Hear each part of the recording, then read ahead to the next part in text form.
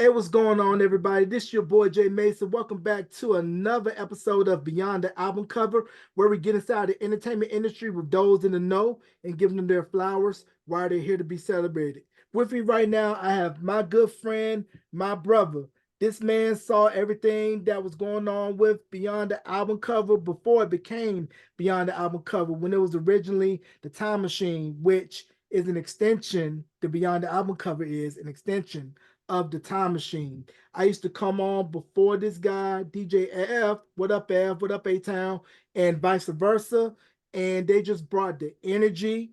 They brought gutter, grimy, gritty, hip hop, street mixing. And he's still doing this thing. He got that edge to him, got that New York swagger that I wish I had, but I can't because I'm Mr. Nice Guy doing nice guy things and such. Now, give it up for my good friend, my brother, Section 8. Section 8, what's going on, bro? And thank you for coming on the podcast, bro.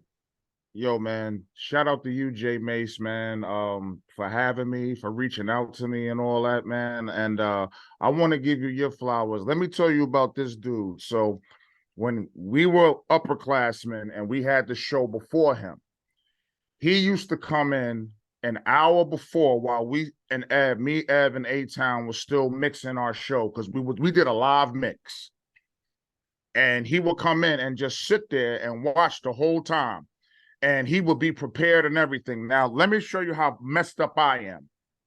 We would come in like 10, 15 minutes right before the show start and then just hook everything up and just go. This man was a prepared monster. He never got in trouble where we got in trouble all the time.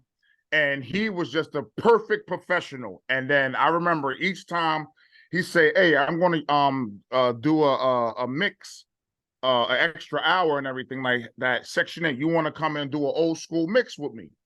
So I used to do his old school mixes with him and all that stuff because this man, all that stuff you be seeing, all these guys be talking about, yeah, 80s and all that other stuff like that. This man right here had a radio show after hours and played all the retro 80s stuff, like the video soul stuff, everything that we all grew up on, but he was doing it first and he was bringing it back before it became popular on social media. So he's the godfather of that to me. So I want to give you your flowers too, my brother. Man, I appreciate you wholeheartedly, and the kind feelings were reciprocated. So let's go ahead and jump into it. Where were you born, and what was the first musical memory that you remember, whether it be going to a part jam, listening to a mixtape, or going to the record store and buying a record with your own money? I was born in Pittsburgh. Then we moved to Newark when I was 1 because my mother got a job there. And then my father left at 9 because I used to live around the corner from Redman and Do It All from Laws of the Underground. And my mother got divorced and left my dad because my dad was acting like a fucking idiot. And we moved to the Bronx. So I was there until I was 15, and then I moved to Brooklyn. And then my mom left and went back to Philly because that's where my mother's from. And I would go back and forth to Philly because my older brother, he ended up started going to he was a DJ too. And he used to be on a college radio show at Drexel because he played lacrosse at Drexel. My older brother was a lacrosse player. And I would go there and then he would come by and be like, yo, man, you wanna come and DJ? But I started DJing. It's a crazy story. My uncle owned a speakeasy. Now, a lot of only OGs and older people from New York and other places know what a speakeasy is. I used to work at my uncle's store, and he had a speakeasy in the basement. And I would just play records. And speakeasy, that's illegal alcohol, illegal card playing, dice games, all the illegal shit that we used to have in New York that a lot of people don't even know about anymore. And he used to just be like, go over there and play a record. And I would play it. And then after that, this big time drug dealer that lived next door to me, he was like, yo, I see you buying records, because he was actually in the speakeasy and everything like that. And he gave me my first DJ equipment. His name was Barry. God rest his soul. He ended up getting killed, but he gave me that's my first DJ equipment I ever had. He was a DJ, and then after that, saw that I was buying records, and it saw me in the speakeasy just DJing, and I was about 10 around the time. So I grew up fast. Yeah, because being in that street life, that kind of do that to you. Now, when you got your first DJ set, was it where you locked yourself in a room and learned manually how to blend, how to beat juggle, your BPMs, know which records to put on, which records not to put on, when not to peak a party, when to peak a party? Who taught you that? All right. So I'll be honest with you. I never wanted to do parties, period. I was more, I listened to Stretch and Bobbito was my guys. So I was into, and Red My Peoples. You know what I'm saying? Do It All My Peoples. You know what I'm saying? Tame One, the Artifacts, they my people. So that's what I wanted to play. Like I wanted to have a show like Stretch and Bobbito. And then there was this other show, I forgot the name of the guys, but they had a show at NYU that I used to listen to. And then when my older brother started going to Philly, after my mom moved to Philly, I used to listen to, shout out to Jay Ski and the Scratch Mechanics. Okay. Ski, I used to listen to, when I used to go visit my mom and my older brother and everything like that. He worked for a radio station called 103.9 back then. He does his own thing now and everything like that. I still listen to Podmatics. That's his little podcast. Shout out to JC and I forgot the other guy that does the show with him. But Ski used to have this show real late at night called The Fundamentals. It used to come on every Friday night from like 2 o'clock to about 4 o'clock in the morning. Cause like he would be coming from a DJ gig at a club and then rushing back to the station to do that show. And then I would listen to the Wake Up Show with Sway and Tech and all them. And that's what I wanted to do. That's the reason why when I got on college radio, I was fine with that. I never wanted to do the new party. I wanted to play all the type of music that they was playing because that was the shit that I was interested in. I hated parties, to be honest with you. I would do block parties and stuff, but my mother asked me one day, she said, yo, why don't you just do this party for this girl one day? And she lived around the corner from us. And I was like, I don't want to do that fucking party. And I never bought party records. Everything I bought was from all underground hip hop shit, and independent stuff. I never bought all the shit that you used to hear on the radio, all that stuff. I was so fucking stubborn. I didn't even have Chubb Rock Treat 'Em Right record, and that's a classic. But I was like, yo, that's played on the radio all the time. I don't want to play that shit. So my older brother was a DJ, so my mom called him, and then after that, he gave me all the party records that he had. And I did the party and I did good. And then after that, I started doing block parties and shit like that. And then after that, I started working at a Mafia strip club in Queens. Because one of my buddies, my best friend Vinny, growing up, God rest his soul, because he's gone. His dad was part of the Mafia, and I guess the DJ was like fucking up and everything like that. And then his name was Uncle Paulie. And Uncle Paulie was like, hey, Dad, what the fuck? You on a fucking job? I was like, what you mean, Uncle P? He was like, yeah, man, we need somebody to come down there and fucking, get the fucking girls to dance and shit like that. Play some fucking records. You play records, right? I was like, yeah, Uncle P. And then that's how I got a job. I worked there for 3 years. And I was 15 years old. Definitely beats working at Burger King or White Castle. Yeah, it was crazy, man. But those was the days back when like it was more entertainment and everything like that. Like, and they all looked out for me and all that stuff. You get what I'm saying? Like, I know a lot of people like bash the Mafia and drug dealers and all that stuff. I got my first start from all them dudes because they actually wanted me to stay off the street. You get what I'm saying? Yeah, They yeah, forced yeah, yeah. they continually they looked out for me. You know, like when I'm playing basketball, going to school, DJing, all that shit. He's like, yo, get the fuck. If they would see me on a corner, you're like, yo, get the fuck off the corner. Like I was like Kaloja though, and all the people that was around me was like Sonny. And that's Like a Bronx now, Tale reference for those that yeah, don't know. yeah. Yeah, man, because really, they're just looking out for those that got potential because they're like, hey, I know I'm doing dirt. Don't mean you need to be out here doing dirt. You got brains, you got something to get you out of here. And if I catch you, we're gonna have to see you. Yeah, I actually try to do the same thing with like some of the stuff that I do and with me refereeing sometimes and everything like that. I try to keep some of the kids off the street. Like, even when I used to be a teacher and when we was in school together, I used to work in those after school programs all the time Mhm. and all that stuff. So I really want to help people the way people help me. But only thing is, it's just harder now because niggas don't fucking listen.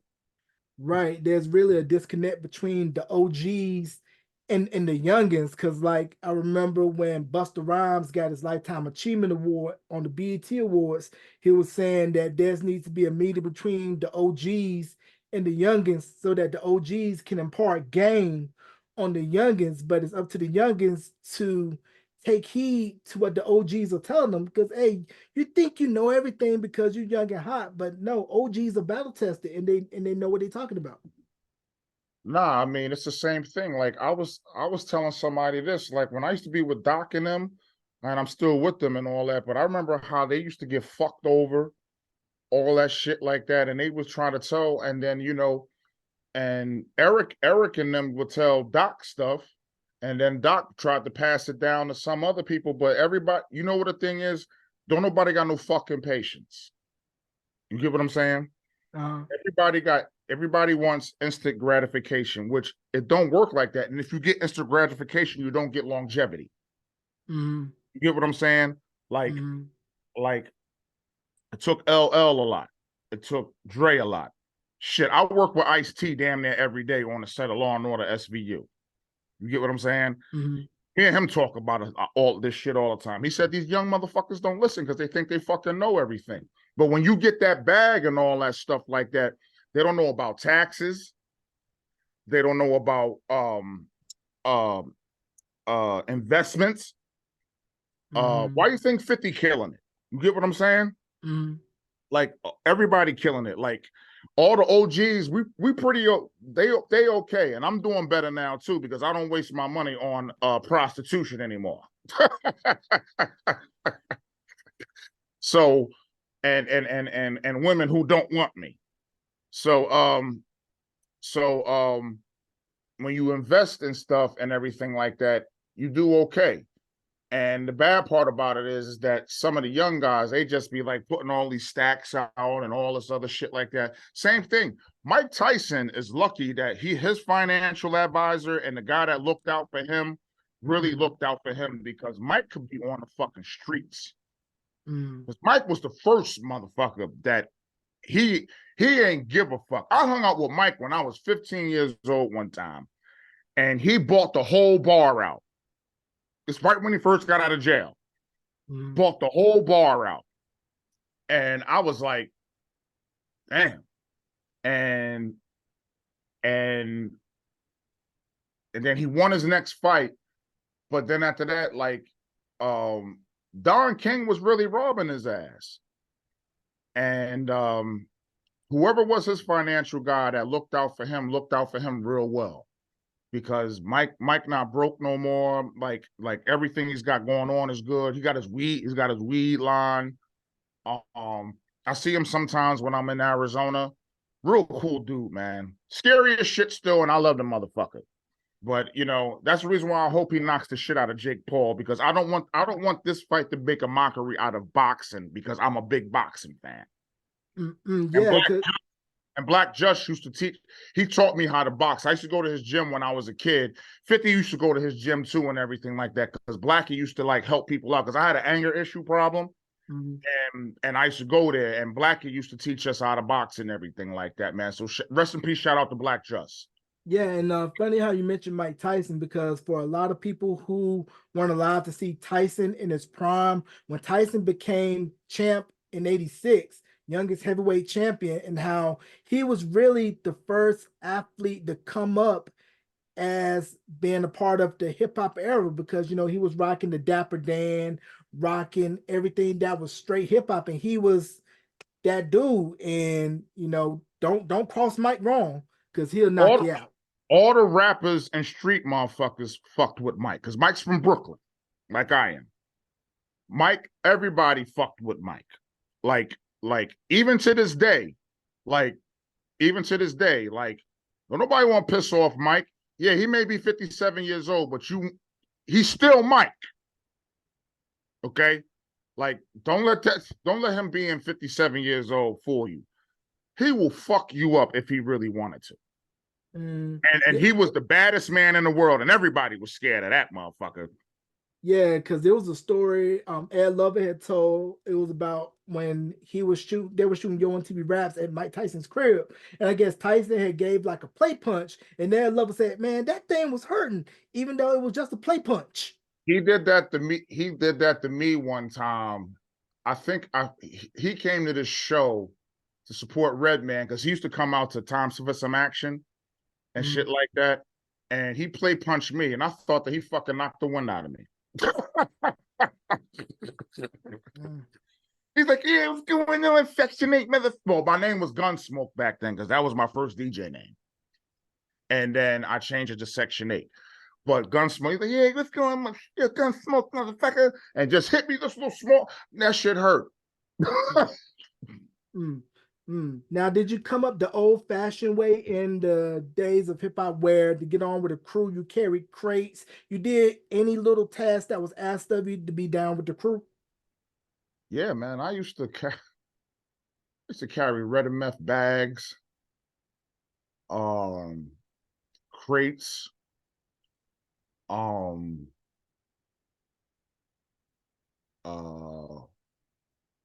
used to have to go to the store for them.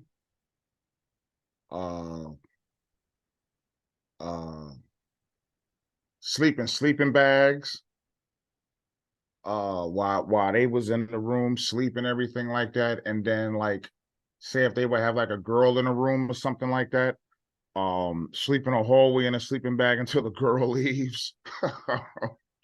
What else? Get on the bus before them, clean up the bus.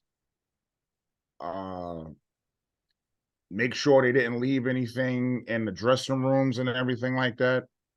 Bring their clothes in. If they were selling merchandise on the side that they didn't want, like, because back then, the merchandise people used to always want like a percentage of, like, say if they had a booth and they would hire people to sell your merchandise at the booth, but they would charge like a percentage from it. Nah, Doc would give me the fucking box with everything in it and be like, it costs $10 for everything. And I had to write everything down. And then after that, I would give him the money. And then after that, he would give me like a little small percentage or whatever and everything like that. But yeah, I used to do all that shit, man. Even when I worked for Def Jam, I went on a roll with fuck was his name? I went on a roll with Bobby V. It was the same thing. You know what I'm saying? All Bobby wanted was women though, so that was actually pretty easy. But all the other stuff that I did, it was cool, man, but it kept me out of trouble. And I loved it. You know, when they used to come to Greensboro all the time and everything like that. Remember, I told you one time about a party, and you said you couldn't come because you were being the responsible one because we had finals the next day. You said you were studying, and I was out partying. Partying and BSing, like Biggie said, R.I.P. Yes. But nah, it was I don't even think people even notice like when I be watching like some of the stories like old artists and people and everything, and they really don't know, man. Like it was to me, to be honest with you, it was an honor fucking doing that shit, man. You know, like it was really a real fucking honor to be on the road every summer and all that stuff like that. You get what I mean? Mm-hmm. And then everybody else doing stupid shit on the block and all that shit like that. And I'm on the road chilling. Mm-hmm. Used to hang out with X all the time. God rest his soul. X was a real cool dude, man. It hurt me when he fucking died, man, because he was a real cool dude, man. Mm-hmm. He was a real cool dude, man. You Right. know, I watched his struggle from the beginning. You know, and he was just X is the only person I ever saw when we were on a this is before the Hard Knock Life tour. We was on a Survival of the Illest tour. It was Def Squad, um, Onyx, X, and Cormega. And our first show was actually in Philly. And we went on last, but X went on before us. But this was when X album first dropped. I've never seen so many women, uh, uh, gangster girls, women professionals, uh, white chicks. They was throwing their panties on stage and everything for X. I was like, what the fuck? And then they switched the lineup. So we went on before them. And then after that, X went on last. And even during the Hard Knock Life tour, X should have went on last, but it wasn't his tour. It was Jay's tour. But X should have went on last. Mm-hmm. X should have closed because his energy was just like everything. Then he would do the prayer and niggas be crying and shit.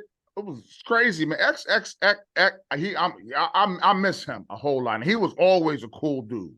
Always a cool dude. Mm-hmm. Now Yo, you Section mentioned, 8. Yo, Section 8, what's up? yeah, X brought that raw energy. He just had that deniable feel where you could appeal to the mainstream, you could appeal to the hood, you could appeal to dudes, you could appeal to the ladies. Yeah, man. He was special, man. You know, Mm-hmm. he was special, man. And you know, he was like the rap. I could say like he was like the rap version of Mike Tyson because um, you know, a lot of corporate women used to love Mike too. You get what I'm saying? Mm-hmm. So like it's it's uh it's something about being a bad boy that women just are attracted to. Because I mean, I've had enough of some women who I think that I shouldn't have even like been talking to Mm-hmm. uh uh around, you know, messing around with me and everything like that. And I was I'm thinking that they out of my league and everything, but they just liked my stupidity or my loudness and like DJing and shit like that. I used to date this architect named Toya. She was a beautiful woman. And I didn't even know she even fucking liked me. You know, it was crazy, man. You know. Mm-hmm. But what Now, about yourself? What about yourself, man? What do you what got you into doing what you did? I never asked you that. what got me into doing what I'm doing? It was, well, it started off as a love of music, being 3 years old, watching BET Video Soul Train, Don Cornelius, and just saying, man, I wish I could be like them, studying Jet's top 20 albums and singles and going to Camelot Music when they were still around, RIP Camelot and shopping malls, and begging my mom to give me money so I can buy a single of a particular record, and just really just wanted to share my love of music, man. And just being in the game almost 20 years now, just blessed with the opportunities that I've been given, and everybody that has helped me along the way. And you, along with Evan A Town, played an important part in my story and what I'm doing and what I'm still doing. So I appreciate what you all did for me, whether or not you know it. Well, thanks, man. Why you never got into mixing? Because you always had all the records and the music. That was never your thing. I wanted to DJ, but I think my thing was I think I probably would have been a little too heavy-handed with the mixing, but I think give me some time where I can lock myself in a room and really study the art of BPMs, the art of, knowing when to not peak a party, when to peak, because people don't know that there's various levels of DJing. There's a party DJ, there's a club DJ, there's a tour DJ, and there's a celebrity DJ. And you have to DJ all those very levels differently. But I really want to touch on was you mentioned you were going back and forth between New York and Philly, and how a lot of people don't really think about Philly when it comes to hip hop, because a lot of people look at it as outside of New York, that was another big market in hip hop's early years that if you broke in Philly, you were going to break nationally, because look at all the acts that came out of Philly. You had Cosmic Kev, DJ Cash Money, I used to listen Three to him. Times So Dope, Lady B, Street Lady B. B. Yeah, so like I said, I used to listen to Jay Ski, but my cousin, his name was Tyson. He used to work for Power 99. Mhm. And he used to be on the same, so around 8, 9 o'clock prime time, they used to always like try to like break records, like street records and all that other stuff like that, right? But Mhm. 103.9 with Jay Ski and Albie Silk. You ever heard of Albie Silk?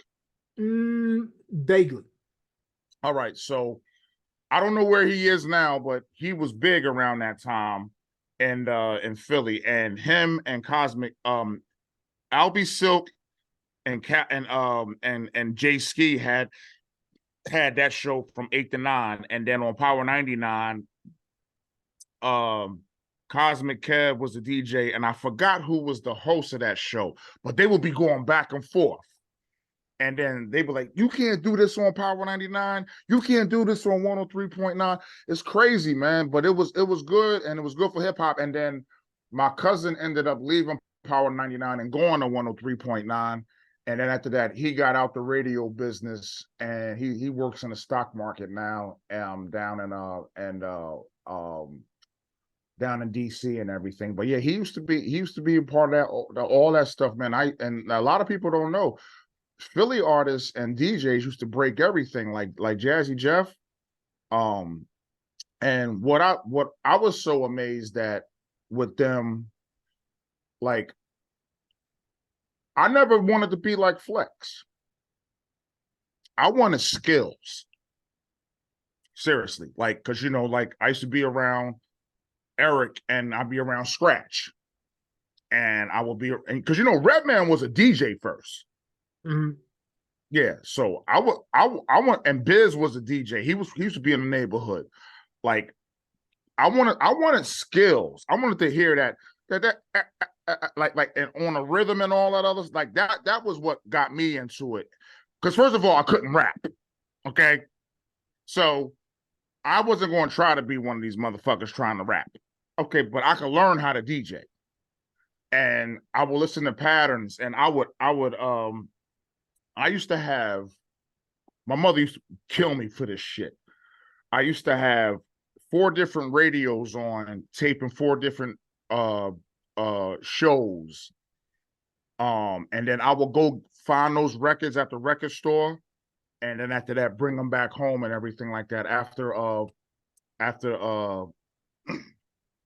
B had gave me his fucking DJ equipment, and then I would try everything. Then I bought a scratch tape one time to learn like scratch patterns and everything, because this back with VHSs. You know how old we are. We showing our fucking age right now. Mm-hmm. But yeah, and I will learn like scratches and everything, and then I would just listen to everything, and I will like buy like DMC battles and everything like that, and learn from Jazzy Jeff. And my mother lived around the corner from Cash Money. I used to play basketball with him, and he brought me over his house one time, man. Real cool dude, man. Love that man. You know what I'm saying? So I've been around people that actually kind of liked me, whereas though, like, at that time, I felt like I was like the annoying little kid that wanted to hang out, but they was like, "Nah, man, come on," and I was like, "Oh shit." So it was always it was always good energy. I never got any bad vibes from nobody that I used to work with, even like in the record labels and all other stuff like that. Like even when I came down to North Carolina, like shout out the Naps crew and Brandon D and all of them, man. They showed me love. They used to come by all the time. We used to do a rap battle every Monday with them. Every Monday, everybody would come in, put their money up and all that stuff like that, and me and Ev would DJ it, and Brandon D would host it. You know what I'm saying? So yeah, man, shout out to them, man. Like I said, I ain't never have no. Everywhere I went, they always show love, except when I got to Seattle. I never got a gig out there. They just didn't fucking like me. But what I want to mention is we mentioned a lot of the Philly radio personalities, and of course, when it comes to New York hip hop radio, of course, Mr. Magic, rest in peace, DJ Red Alert, Chuck Chill Out. But a lot of people don't really talk about the Latin Rascals. The Latin Rascals were nasty with their edits. Tony Moran, Albert Cabrera, their Uncle mixes Cabrera. on Kiss and on Disco 92, KTU, the edits, and to think about what they were doing with splice blocks, razor blades, and reel to reels was remarkable. Nah, it was good and everything like that. But the bad part about it is on Kiss, Kiss was anti-hip hop for a real long time. You know that, right? This was back in the days when radio stations would have no rap work day, no rap weekend, or they would ban rap until after 5 on weekends. Yeah. So when the Rascals came through, they just took that shit to another level, which was awesome. And they don't get enough credit. They don't get enough credit and everything like that for that. And same thing with the Wake Up Show and in LA. Because that was a nationally syndicated show. Mm-hmm. You get what I'm saying? I used to listen to that, and I used to tape that because it used to come on. It'd be like 3 o'clock in the morning, but time difference and all that stuff like that. And I would tape that. I used to be up every Friday night. I used to be up until at least 6 in the morning on Saturday, taping everything. Mm-hmm. And then I would go out and look for the records. And I would bring a Walkman, and the guy that would work at the whatever record store I would go to, I'm like, yo, y'all got this record, you got this record. That's how that's how I used to go record shopping. Yeah, because this was back in the days when rap was still very regionalized, where if you were in New York, you probably couldn't get a record by 8 Ball and MJG because that was No. specifically for Memphis, or you couldn't find a Ghetto Boys record or a Rap A Lot record because that was Houston based. Same thing with like what was going on in Seattle with Nasty Ness. And before the Chronic, it was really hard for West Coast acts to break nationally. You had NWA, JJ Fad, but once the Chronic came out, I felt that really opened the doors for the West Coast to really break. So what was your thoughts when West Coast rap was really breaking through nationally, and your perspective as a New Yorker, with New Yorker being seen as the source and the Mecca, and the West Coast finally getting their respect and their shine? Well, being around Doc, we always was cool with Cypress. When we was cool with Too Short, the Alcoholics was actually my favorite rap group. It wasn't like NWA, it was the Alcoholics. I liked them. Tash and everything like that. Shout out to Tash, J Rowe, and E Swift, man. I used to listen to a lot of West Coast rap. MC8 was my nigga. I always loved him. And I liked Spice One, King T? Too Short. But when NWA started doing their thing, and then when Cube left, Cube came to New York, and he lived in New York. I met Cube when I was a kid because Eric did like 3 beats on his album. So this is a funny story I'm gonna tell you, because Redman told me the story. You ever heard of Headbanger? Yep. That beat was supposed to be for Ice Cube. I never knew that. The beat was supposed to be for Ice Cube, but they had a session that night and they did something over the beat, and then Cube gave Cube a different beat, but that beat was supposed to be for Ice Cube. That's crazy. And for me, Headbanger, that record to me was like the best setup rhymes for artists that probably was getting ready to come out, but you didn't really know who they were yet with Red and K Solo. And Das Effects. Well, Das wasn't on that record. They was on another record, but but that was a posse record. And back then, artists used to always put other artists on and everything like that. And what Dre did with the Chronic, I think he learned that from being with Easy and NWA because he did most of the production. Easy did most of the rhymes, and so did Cube and Ren, and you can't forget the DOC. Mm-hmm. No one can do it better. You can't forget him. You know what I'm saying? You can't forget him because he was a big part of the background stuff. And if he didn't get into that car accident, he would have been over the top because his pen game was on point. And I always love Outkast. T.I.'s grandparents used to live around the corner from my uncle in Harlem. So T.I. actually used to come to New York a lot when he was a kid. I used to see him sometimes. I didn't know who he was and anything like that. But then when he blew up, and like his family would be like his family and my family knew each other. I was like, oh shit. But yeah, I love Tip. I love Mr. Doodoo Brown himself. Luke, you know. Shit, I used to go to Freaknik. I'm glad I'm not in that documentary. Because I could be in there somewhere as a young kid doing dumb shit. Mm-hmm. I always used to like I love Criss Cross. Growing up. I even loved Hammer. And Hammer whoop your ass. Like Hammer wasn't no punk. Hammer will fuck you up. Okay. And he had and his little crew that he had, them gangster bitches from out there in Oakland, Hammer whoop your ass. I ain't never had no problem with Hammer. And the thing is, niggas be hating on that. Well, was hating on him back then. Look at everything that Hammer actually paved for rappers. Hammer had a doll. He had his own cartoon. He had was it Pepsi or Coke was his sponsor? Pepsi. But he was on the same thing with Pepsi when Michael Jackson was there. A lot of people don't even fucking know that shit. You get what I'm saying? Mm-hmm. KFC. Yeah. Kid and Play. Kid and Play. They had a cartoon. They had their own movies. They had their own dolls and stuff like that.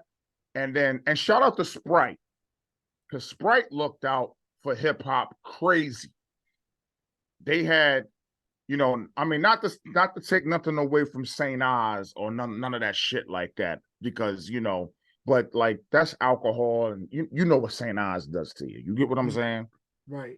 But Sprite had Nas and AZ had a commercial. Tribe, De La, Pete Rock, CL Smooth, Criss Cross, KRS-One, and MC Shan.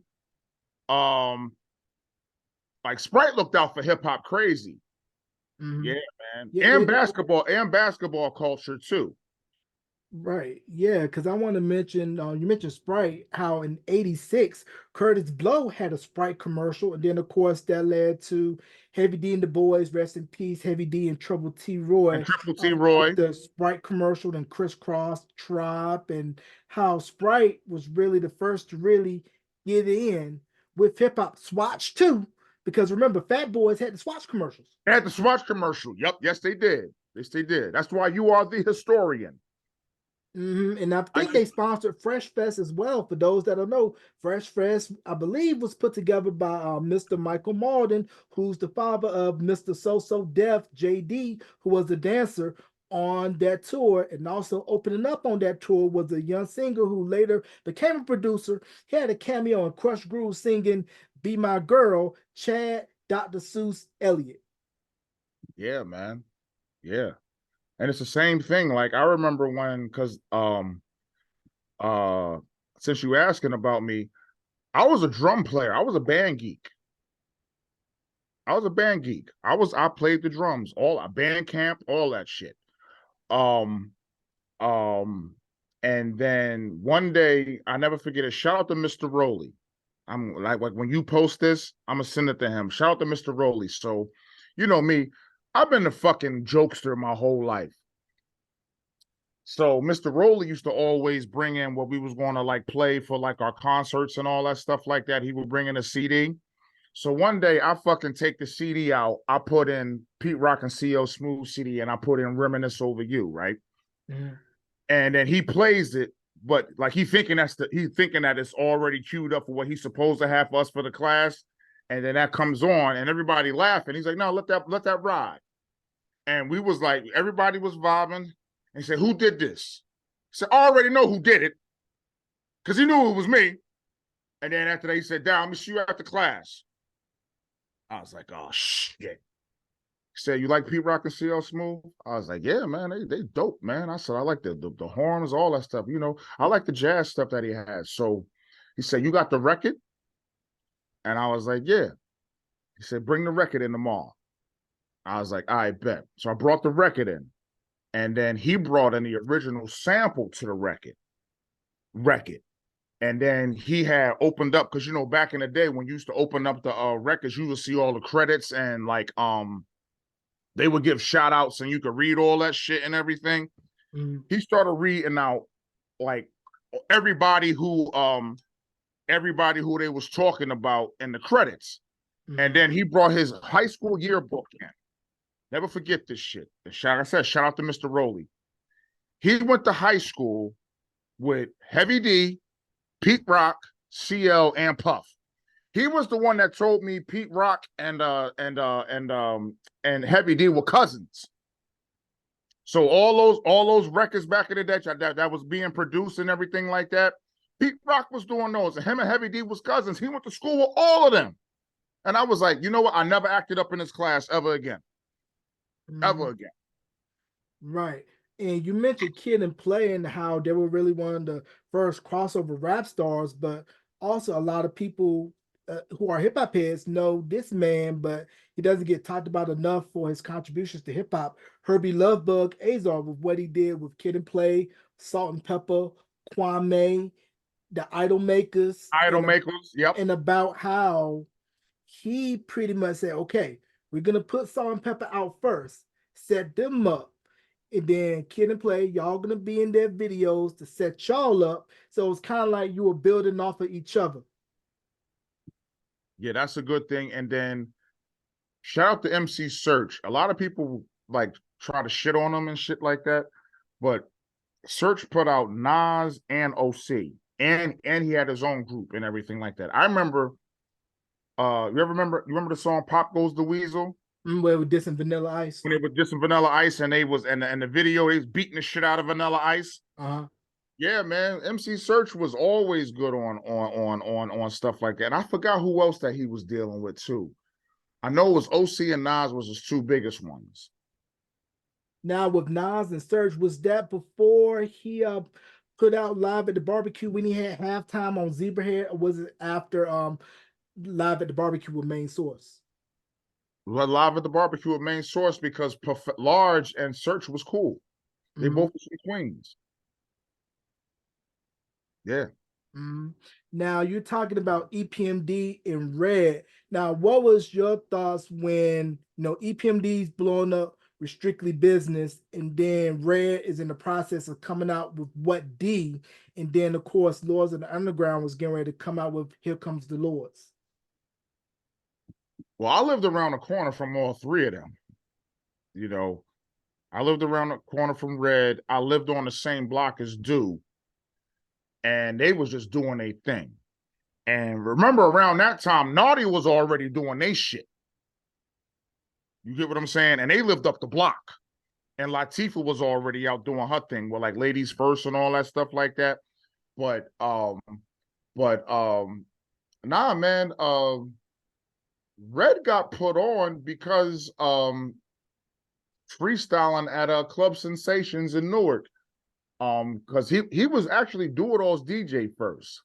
Because they real tight. They still tight to this day. And I love both of them. You know what I'm saying? But Red Doc got put on because Dude couldn't go to the show that night. But you know, Dude went to Central.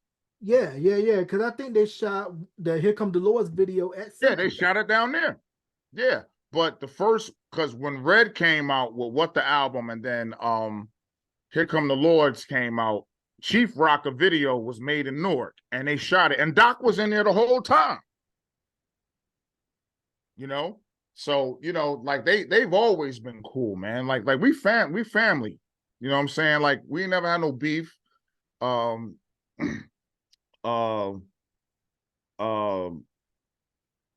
that's the reason why, because like my sister lived in 50 Cent's neighborhood, right? Mm-hmm. Well, I knew Joe from living in the Bronx, and I used to DJ sometimes at Jimmy's Cafe. So when 50 and Joe was beefing, I was actually trying to get them to squash the shit because I like both of them. But and the fucked up part about it, I'm glad they're cool now. But back then I was like, man, they just like each other. That was the crazy part about it. But what you was talking about with DJing, you know why I don't like DJing too much parties anymore? Is because when you build the party, right? And then when you got all the real hot records, when you like nowadays, all the girls and stupid ass people come in and ask you for all the hot records when you first fucking get there. You get what I'm saying? Yeah. And I'm not playing that shit. I wait until about, you know, me being from now, I had to change up a little bit when I got to North Carolina, because from around 11 to about 1:30 is the live party time. Right. Whereas though in New York, it's like 1:30 to 4. Mm-hmm. So I had to learn that the hard way, because like closures and everything like that. But I never play a hot record before prime time hours when everybody is in there. You get what I'm saying? Right. But like because sometimes I would get girls. I just get on the turntables, and a girl would be like, "Yeah, can you play this?" I'm like, "Bitch, I just got here." I said, "That's a party song. That's for prime time, ho." Oh my God, you're so nasty to me. Go fuck yourself. That's one thing I'm working on too. My delivery to people, instead of telling them to go fuck themselves, just saying, okay, no problem. Filthy mouth, choose orbits. That's married life, man. Yeah, man. But what I want to go here is that you mentioned Chubb Rock and Treat 'Em Right, and how that was a big party record, 90, 91, produced by Hitman Howie T, and how we don't talk about Howie T for his production for Chubb Rock, for Special Ed, and also a lot of people credit Teddy Riley with merging hip hop and R&B, but I really think the precursor of what he was doing with New Jack Swing was Full Force. Yeah, man, that was especially in New York. It was them and Guy and my man Father MC, Bo Natalie.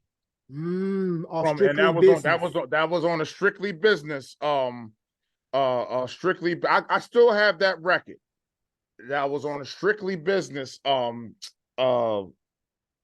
album or a soundtrack. And that's another thing too.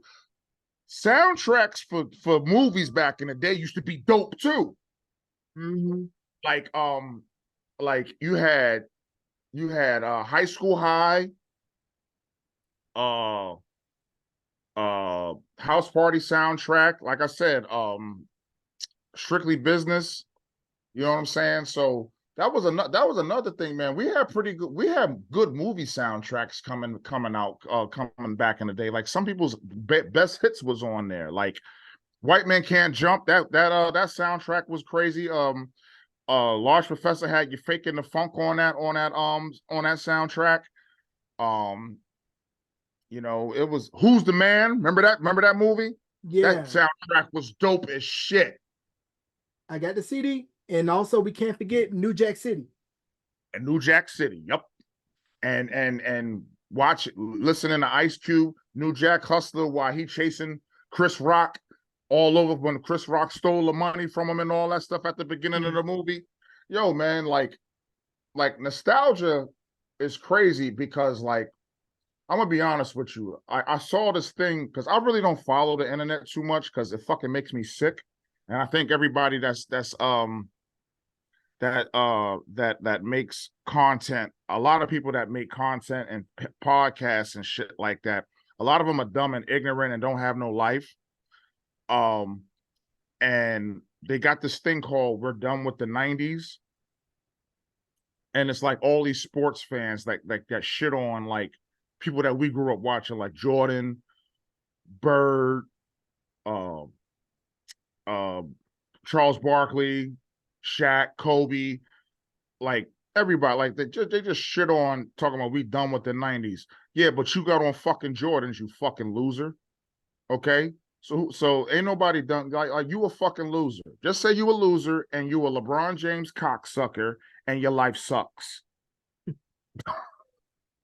Now, I don't know if you know this about the New Jack City soundtrack. I'm going to give you a little tidbit. When I interviewed Kevin Thornton from Color Me Bad, he had told me that because I Want to Sex You Up was so hot in the streets that Cassandra Mills, who was head of Giant, had to rush him into the studio to record the CMB album within 6 weeks because people weren't buying the soundtrack. They were just buying the single. Really? Yeah, and also, I don't know if you know this, I Want to Sex You Up was originally for BBD, but That was for passed. BBD. I know that for a fact. Yeah, I know that. Yeah, produced by Spider-Man and Freeze. Mm-hmm. It's like the beat for the thong song. Mm-hmm. That was supposed to be for Michael Jackson. I can hear that. I can hear that. And Pharrell made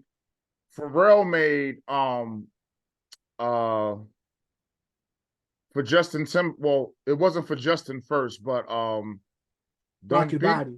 Yeah, Rock Your Body. That was for Mike too. It's crazy, like how what else? I got one for you. What? Poison was originally supposed to be for Al B. Sure. Are you serious? Yeah, because I was Never knew that. watching some years ago, BBD had did a special called Life After, and I think Mike had said that Poison was originally supposed to go to Al B. Sure, but Al B kind of wanted to break away from the New Jack Swing sound because it was kind of sort of similar to Misunderstanding. And I think the reason why BBD translated so well to hip hop was because they had the hip hop look, and also you had production from the Bomb Squad. Yeah, the Bomb Squad was crazy because it was them. They did them and New Kids on the Block. Yeah, a lot of people want to hate on New Kids on the Block. No. New Kids on the Block was the shit. I interviewed Danny Wood, and Danny told me, like, nah, we came up raw. We were on Apollo, Soul Train, opening up No, they did. hip hop acts. And Donnie had just posted recently that they were opening up for Stetsasonic back before they really blew. It's the same thing with Hall and Oates. Mm-hmm. You know what I'm saying? Like black people love Hall and Oates. Same thing with Lisa Stansfield. Mm-hmm. George Another Michael. classic. Huh? George Michael. And Pink. Because you know, Pink was the only white girl on LaFace back in the day down in Atlanta, and LaFace had Outkast, TLC. Who else was on that label? Outkast, There was TLC, all blacks on that label, and Few Pink was the Good only Men. white girl. Yeah, because Pink was originally a part of a girl group called Choice, and they had a cut on the But Kazam then they took soundtrack. her. And then the group ended up splitting, and then that was when she put out "Can't Take Me Home," and then she ended up going in the right direction with Linda Perry from 4 Non-Blondes, and that's where she really took off. But when you think about the Atlanta movement, R.I.P. Rico Wade, we're gonna talk about him in a minute. But And Dallas Austin. Dallas Austin, we're gonna talk about him too. But when you think about the Atlanta movement, before all the rappers that came out, it was kids that set it off. Criss Cross and ABC. Another Bad Creation. Yep. And shout out to DJ Nabs. Yeah, shout out to DJ Nabs. A funny story is that Stretch wrote Jump. Did you know that? Because when I think about it, because didn't both OPP and Jump both sample ABC by the Jackson 5? Something like that, yeah. But Tretch wrote Jump, and JD kind of fucked them over with the payment. So, you ever heard the song "Craziest" by Naughty by Nature? Nah. All right. So in the song "Craziest," he said that he was going to go down to ATL and fuck JD up because he still owe him for that Jump shit. So it's kind of like where not a ghostwrite situation. No, it was a ghostwrite situation. Just plop the name on the credit, but not really get the paper. Yeah. He didn't get all the paper. He didn't get all the royalties he deserved. Get what I'm saying? Yeah. Now, while we on Naughty, I want to talk about their impact because, like you mentioned, how everybody was rocking the Naughty gear. I believe they had a storefront too. And was this Wu-Well when Wu-Tang started to do their store stuff? Yeah. Or was it right around Naughty had it first. Naughty had it first. The hoodies. Remember the I think I got all right. Remember the little hats like this, but then they used to wrap the thing around it and everything. I had one of them. Everybody had one of them. Naughty don't get Tretch, Vinny, and KG don't get they fucking props. And neither does Latifah. Neither does Dana. And that flavor unit movement and everything like that. Because they kept hip hop afloat for a real long time. They actually kind of made it mainstream, especially street shit. You know what I'm saying? Everything's going to be all right. You know what I'm saying? Yo, if you ain't ever been to the ghetto, don't ever come to the ghetto because you wouldn't understand the ghetto. So stay the fuck out of the ghetto. Yeah, because Eminem made it known on record that Tretch is his favorite MC. Tretch and Redman. Those are his favorite boys. Yeah, man.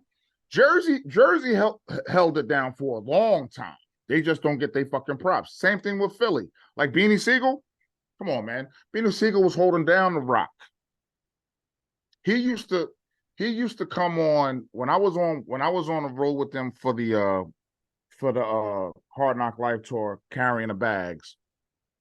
Beans used to come out and fucking freestyle. He come out drawn ass nigga. Every time you see me beep his horn ass nigga. No music, nothing. Crazy. And the crowd used to just go wild. And he and then all his albums was always good. And he would go at it. Shit. One of the biggest battles was him and Jadakiss because the streets was buzzing with that one. You had to be in New York around that time to notice how serious that shit was, because that shit almost got real fucking physical and personal, and some people probably would have died. You had to be around for that. Right. You know what I'm saying? Right. And I want to circle back to Naughty for a minute. You mentioned KG and how don't nobody give him his due. I mean, look at what he did with Next. I mean, Too Close was the #1 song of '98. And because it sampled Christmas Rapping by Curtis Blow probably got a nice little royalty check from that. Then of course Coffee Brown, everything that came out with Divine Mill, and then a lot of people don't know Naughty by Nature did the theme for Soul Train from '93 to '02. Sinking with the whole frame, the whole aim with the no name down with the Soul Train Tretch. Yeah. Yeah, so we were hearing them every weekend, whether you knew it or not, and how, like you mentioned, they were the first to really bring fashion and hip hop with the storefront with Naughty. And if you look at the Hip Hop Array video, Tupac was in the video because I think he was over there shooting Juice at the time. They were shooting. No, they were Or shooting. was it Above the Rim? I think they were shooting Juice at that time. Mm-hmm. It was either Juice or Above the Rim. It's one of them. Was one of them. But no, it was Above the Rim because Juice was because Tupac was in the Uptown Anthem video too. That's when because that song was on the Juice soundtrack. Mm-hmm. And Tretch and Pac was mad cool. You get what I'm saying? Mm-hmm. Yeah, Tretch and Pac was mad cool.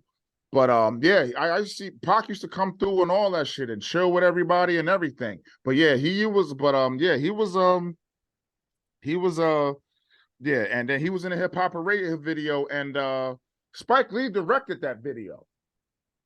Easy-E was in. I was around. I was a kid at that time when they was filming it. Easy-E was in the video.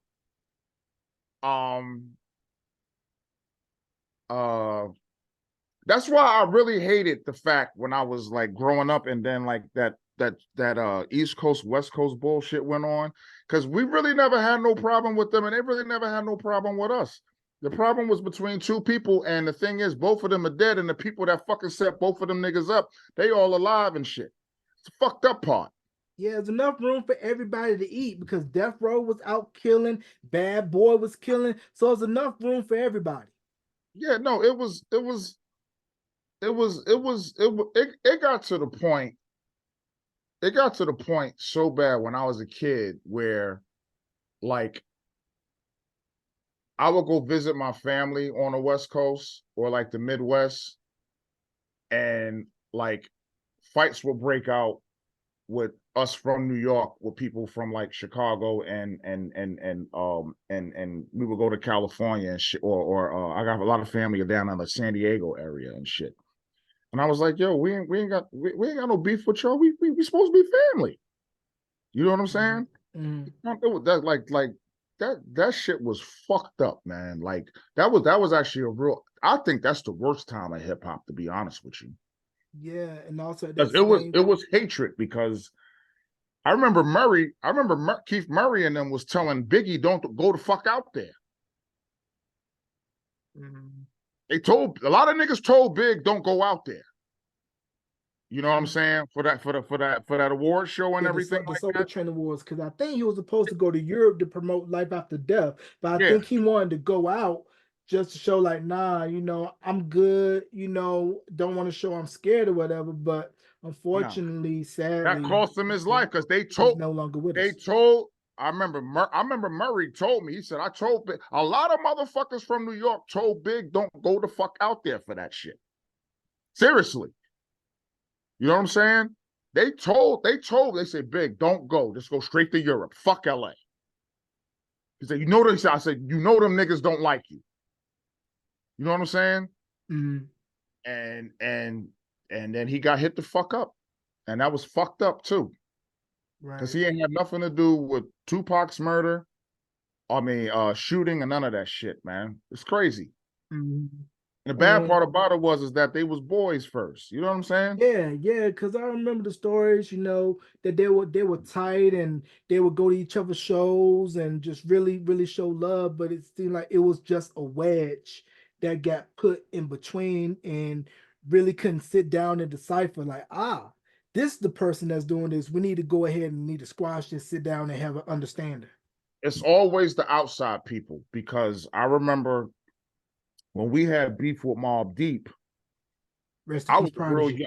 I was saying rest in peace, Prodigy. Yeah, rest in peace to Prodigy. And I love the Mob, but on the Infamous album, they had said something, and everybody thought he was talking about Keith Murray and Red because they always talk about getting high and shit. Mm-hmm. Everything was taken out of proportion, but we ended up getting this crazy fucking fight. I got punched in the face and everything. I think I was like 13, 14. It was crazy, man. But nah, that shit was squashed and everything like that and everything. So, a lot of beefs back then was like bullshit. You know what I'm saying? Because I think see me still? Yeah, go ahead and cut it on. And you think that the beefs were all You done good? by the outside? Yeah, we're good. The beef is all by the outsiders, where those that involved don't really know what's going on. And in the middle of the East Coast West Coast beef, the South really started to make their rise, with Outkast and Southern Player listed Cadillac Music in '94 and Organized Noise with Ray Murray, Sleepy Brown, and RIP, the late great Rico Wade. So can we just talk about the legacy of Organized Noise and what they meant not to just Atlanta culture, but to hip hop culture at large?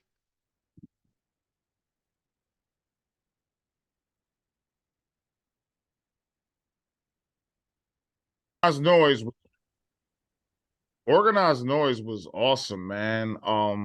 I never heard a sound like that before. With all the stuff that they would do with Outkast and everything like that. And it was just it was different from my ear, but it was more since like I said, like I was in a band and everything like that. It was always like the horns and uh uh uh uh, uh and then like those were like instruments that like I would hear when we would do percussion stuff in the band, and it was always just like, wow, like we could play this. Like sometimes I would ask Mr. Rowley, can we play some of these songs? And there's a band out, and I actually went to go see them. They're from Miami, and they did an Outcast. I gotta show you. I gotta show you. But they're a band they're an orchestra out of Miami, and they did Outcast. I went to that one. And then they did Dre, like all the beats and stuff like that, all playing on regular instruments. It was awesome, man. But Organized Noise, man, they don't get enough props, and Suave House don't get enough props. You know what Mm-hmm. I'm saying? Like, I always love all the South music. The only people who I don't like from the South is all the new people. I Mm-hmm. always loved uh uh uh what's the Two Live Crew, like I said, Mr. Doodoo Brown himself, Outkast, Criss Cross, ABC. Um, uh, Shout out to Michael Bivins too, by the way. Um, oh, and shout out to Redman. His birthday was yesterday. Um, I always liked Ghetto Boys. Always loved Bun B. I like Paul Wall. I even like the Franchise Boys, to be honest with you. I met them one year when the All-Star game. We was in college when the All-Star game was in Vegas that one year. Mm-hmm. I was there doing an event and everything like that, and I met them. They was mad cool. I actually really liked the Franchise Boys. They was real cool. Shout out to the Franchise Boys. I Right. don't know what they're doing now, but Right. shout out to them. I always liked them. I didn't like D4L, but I liked the Franchise Boys. Right, right. And you mentioned Michael Bivins and of course New Edition, my favorite group of all time, and how New Edition not subconsciously, but they help bring hip hop to the masses by bringing hip hop acts on the road with them, because this was right around when rap still couldn't get in arenas because promoters couldn't get their insurance from the venues. So in order to get on the road, New Edition backdoored a lot of the rap acts on the tour with them because they figured, hey, we could get 2 for 1. We know we're gonna get the dudes with the hip hop acts, and the girls are gonna be there automatically because they coming to see us. No, that's very true because I remember somebody had asked me because I had worked the 50 Cent show in Phoenix a couple weeks ago, and it really wasn't that bad. But I remember back in the day when the Hard Knock Life tour Mhm, when we were selling out all those arenas and everything like that, like the big mhm, ones where the basketball players and hockey players play. mhm, The insurance used to go through the roof. That's why we used to have to get like all the big companies to back us because we couldn't afford the insurance ourselves. Because the mhm, insurance would go so up, and everybody thought it was going to be a fight. Everybody thinks somebody going to get shot. Like it was like back in the 80s and 90s, it was bad. Because even going to the movies, going to go see a movie like Juice. You know what I'm saying? mhm. Every like motherfuckers didn't know how to act, so it was bad, and nobody wanted to get behind none of that stuff, man. So that's why everybody started buying bootleg shit. Right, right. And one producer, one act out of hip hop that we don't talk about. He was cold. I don't know where he's at now, but he was super dope. Redhead Kingpin. I don't know where he is, man. He was awesome. Red Kingpin was a problem, and today was a problem too. Big Bub, he was to me a hip hop version of Luther Vandross. Yeah, and who else? Riff, Riff and my man. I just saw him like a couple weeks ago when I was like coming. Craig G. Remember Craig G from the Juice Crew? yeah, the Symphony, my favorite posse cut of all time. Yeah, Craig G. And a lot of people don't know Craig G was the one that he wrote all the rhymes for 8 Mile. And he wrote all the rhymes for 50 Cent's movie Get Rich or Die Trying. He wrote all that shit. He wrote all that shit. So shout out to Craig G, man. I saw him like about 3-4 weeks ago. I we like passed by, we said what's up, but he was going somewhere and I was going somewhere. And I forgot to get his number and everything like that. But me and Craig mad cool. Yeah, and a lot of people going back to the Philly connection. There was a record label out of Philly called Pop Art that put out a lot of rap records, and Craig G put out a record called Shout with him rhyming over the Tears for Fears Shout record. Yeah. And then you had whatchamacallit that used to do everything, and I forgot Lady B and everybody. And then they had the Philly Sound. I think that was a record label too, because Uh, they put out Steady B and Cool C, and then after that they ended up getting fucking locked up because they fucking robbed the bank and killed that cop. yeah, Remember yeah, Steady B and Cool C? yeah. Steady B, Cool C, The Glamorous Life, but then also I would say the Godfather of gangster rap. 'Cause I think Ice T had said it. This was his inspiration for 6 in the Morning. Schoolie D, PSK. Yeah, man. Schoolie D was the man. I remember I remember sneaking and listening to that with my uncle because when my mother and father were together, my father was like a real fucking religious freak, right? Mm, And and he thought that anytime I would act up, it was because me listening to rap music or watching TV or watching wrestling and all this other shit like that. Nah, nigga, I was acting up because I fucking hate your ass. Okay. mm, Um, but like he used to take a like I didn't start really DJing more until after my mother and father got divorced.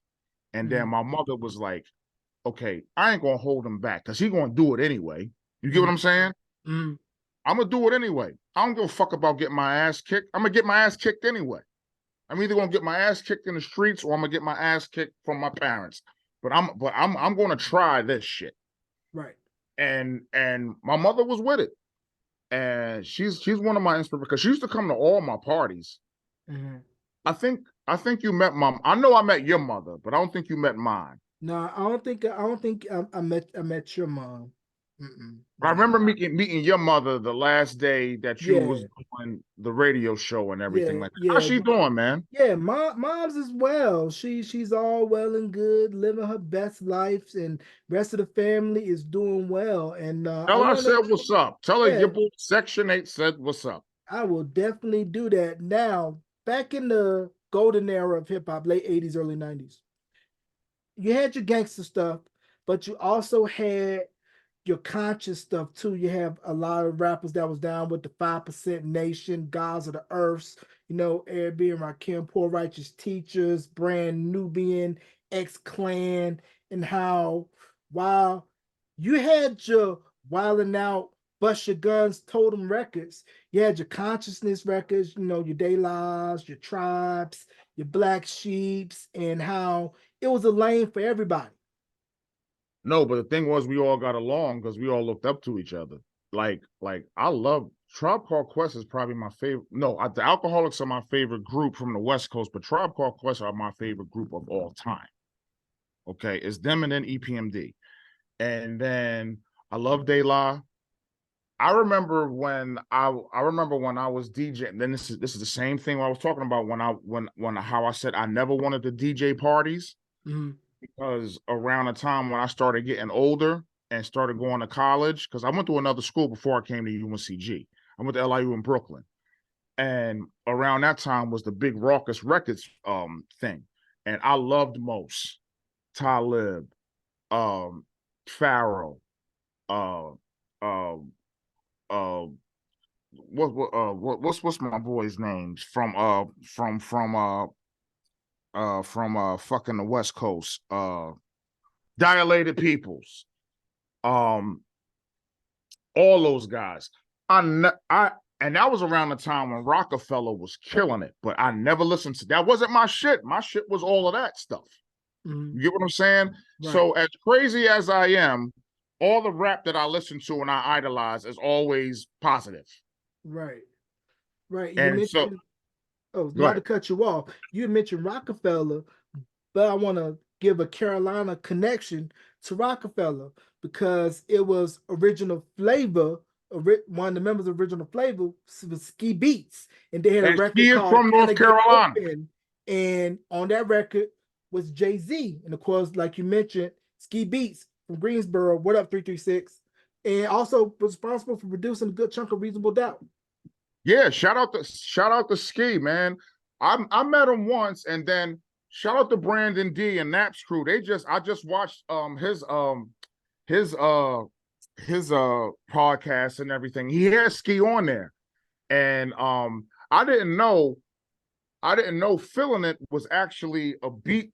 That was a song that Ski had himself. I always thought that the beat was for Camp Low because Ski did Camp Low's whole album. Yeah, the Uptown Saturday Night with Lucini. Yes. Yes. So shout out to shout out to the Ski Beats, man. And he did a lot of stuff for Pace One and the Outsiders. Like Ski don't get his flowers. He's a great producer. No, surely does not. And he really put the 336 on the map when it came to the music stuff, and then of course what was to later come with all the acts that came out of there, and of course, most notably Fantasia, who won American Idol. And also, if you don't know, her relatives are Casey and JoJo of Jodeci. And you mentioned 5MC earlier. 5MC introduced Jodeci on Treat Them Like They Want to Be Treated. Yeah. A lot of that stuff was crazy because I was watching I was DJing this party a couple weeks ago and I played this the Shaka Khan song called Clouds. Mm-hmm. And on that song, Luther Vandross wrote the song. So in the background, doing the background vocals is Luther, Whitney Houston's mother, Whitney Houston when she was 14 years old, and Dionne Warwick. They was all the background singers on that song. Wow. Crazy. Crazy. Yeah. Crazy. And Like And how I don't think a lot of young people really fucking respect and see.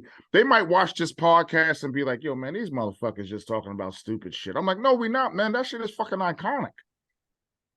yeah, because I want to get your take when you heard, I think it was the 52 Beats mixtape with Kid Capri. I'm thinking, was that the one where he had the blend with Impeach the President over the vocals to Something in the Way You Make Me Feel with Stephanie Mills? I think that was that. I don't quote me on that because I gotta really actually fucking go back and listen to that. You should have actually asked me that so I could actually fucking answer the question with the truth. Yeah, because My I bad. think My bad. if you go back and listen to that, and if you listen to Mary J's What's the 411, that was the template of hip hop soul. You're taking the sweet melodies of R&B with the grittiness of hip hop, and we were coming out of New Jack Swing, going into hip hop soul with what was going on with Uptown Records, rest in peace, Andre Harrell, and then later Diddy took what he learned from Uptown to go establish Bad Boy. Yeah, he did, man. And uh I know he going through a lot of shit right now, and a lot of it ain't none of my fucking business. Okay. But you know, it's like it's like uh it's like OJ Simpson, because he just died last week, right? Mm-hmm. All people are going to remember from OJ is that trial and all that other shit. Mm-hmm. They're not even going to remember how he was a great football player. Mm-hmm. They're not going to remember how shit. Um, First black motherfucker to ever fucking run through an airport and not get stopped. All those Naked Gun movies was funny as shit. So like that one trial just destroyed everything he had. You know what I mean? Yeah, because And when I looked at the OJ Made in America 30 for 30 and just seeing how this was before, you know, Mike and all of the crossover black athletes, OJ set the stage for that. for that, he did. He set the stage for all that shit, man. And like that trial with his that trial and everything with his wife getting killed and all that shit, man. Like that shit just fucked him. And then he was after he got off. If I was him, to be honest with you, I would have just fucking disappeared. Mm, Fucked him up again was that when they took all that shit from him, he went to mm, go get the shit back. I would have right. been like, yo, man, I'm good. Mm, I'm good. Y'all can have that shit. I'm mm, good. right. And take my money and go about my business. But Right. but when you are in a spotlight like that, and I'm glad. One thing I'm really happy about, I'm glad I never made it to the NBA because with my recklessness back then, I'd be that one motherfucker that had like 15 baby mamas and shit, Mm, and be broken like a motherfucker and all that. Nah, I'm mm, good. I ain't married. I don't have no kids. I'm good. right. I have no Right. kids I don't know about. You know what I mean? Right. But Right. but like sometimes shit like that happens to you for a reason, and you may think about it and be like, man, I could have been doing like no. Sometimes it's not good for you. Period. Mm, Especially when you have like bad impulse control like I used to have. right. You know, you know, it was crazy. You know, Right. you went to school with me, motherfucker. Right. Yeah, yeah. I knew how you was moving around, but life is all about evolving, learning, and growing. And back on the hip hop tip, I would be remiss if we did not talk about Run DMC and how they pretty much kicked the door down for pretty much everybody to come in and really make hip hop a worldwide genre, part of the It was them. culture. It was them and the Beastie Boys, Hmm. because Russell and Rick they were roommates. Yeah, and NYU. Yeah, yeah, because they started Def Jam out of Rick's NYU dorm room. out of a dorm room. Yeah, Yeah, because and the first Def Jam record, not to cut you off, I think first Def Jam record, it was a 12-inch. It was It's Yours by Tila Rock. It was on Party Time, but it hmm had Def Jam. But the first album, of course, off of Def Jam was LL and Radio. yeah, yeah.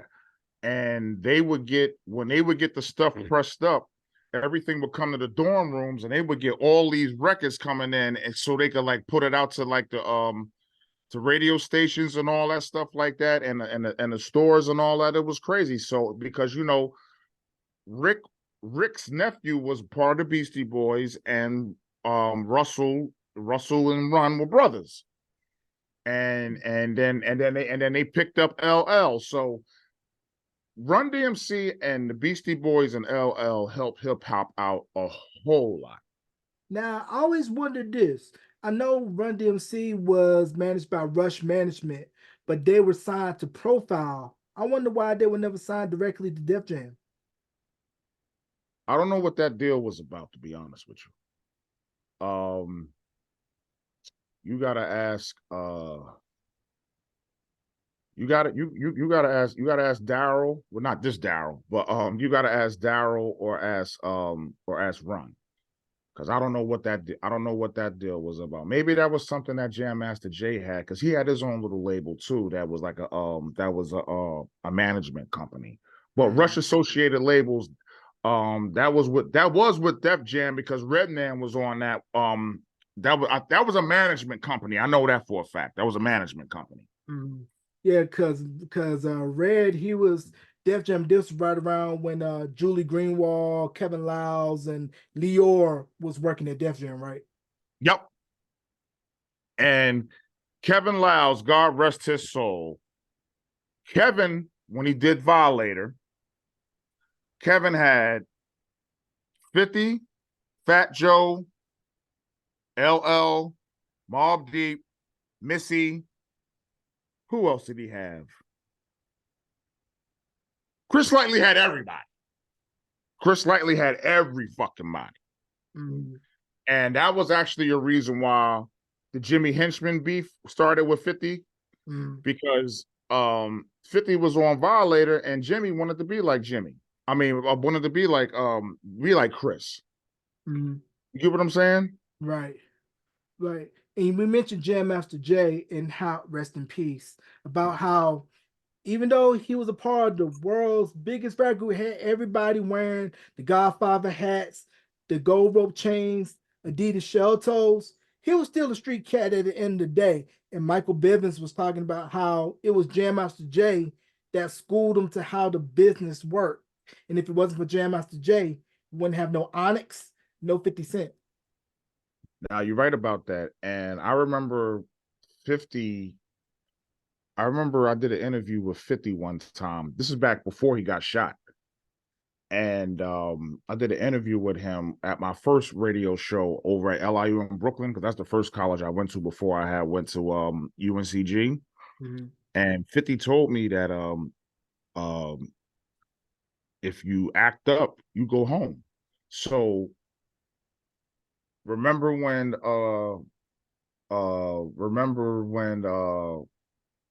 50 first really like blew up with Get Rich or Die Trying and all that stuff, and he was bringing Smurf and all his boys on the road.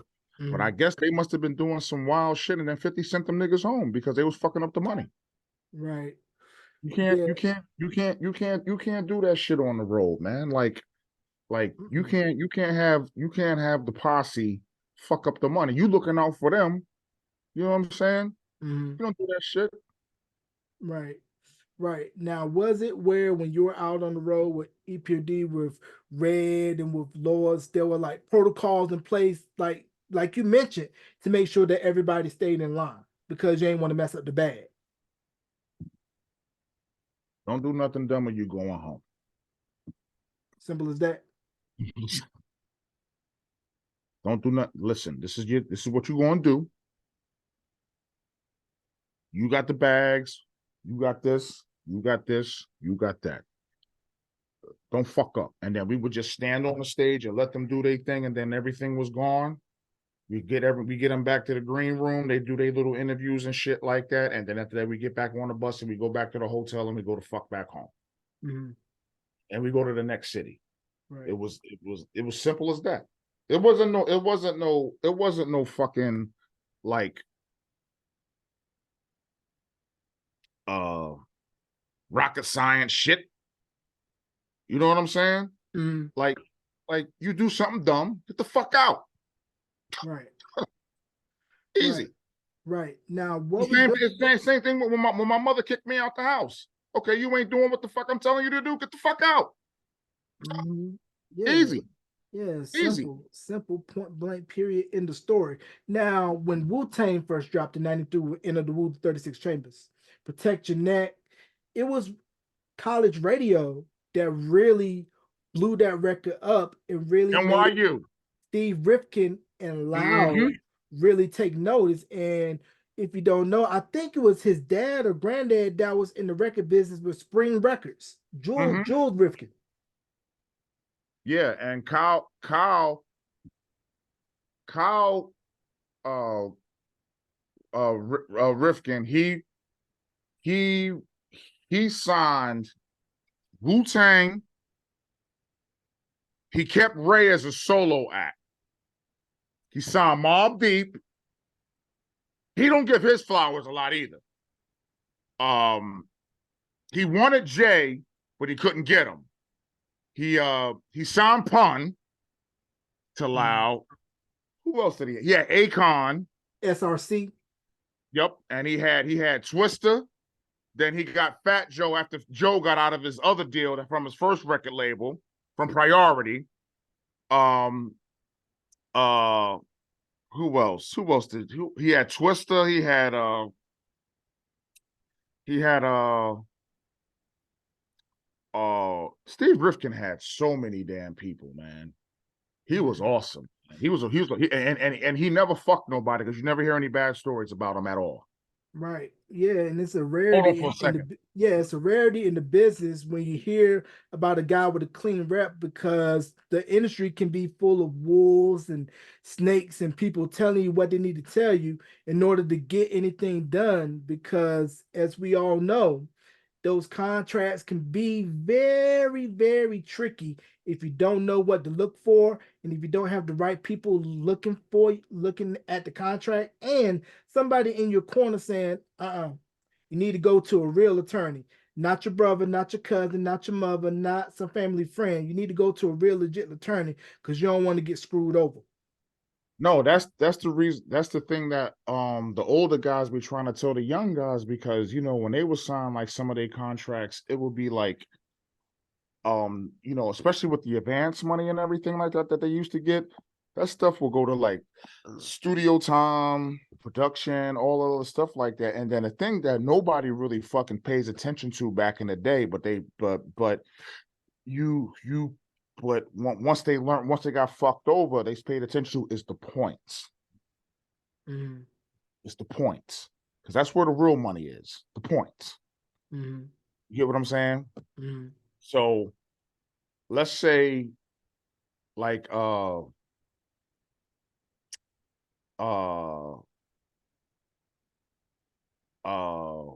I remember 50 was talking about Sha Money, and Sha Money wanted like whatever. I forgot how much money he wanted, but like 50 was like, I'll give you 2 points. And Sha took the cash instead of fucking taking the points. Mm-hmm. And that's why they falling out. But 50 was looking out for the nigga, but Sha wanted the money right up front. Crazy.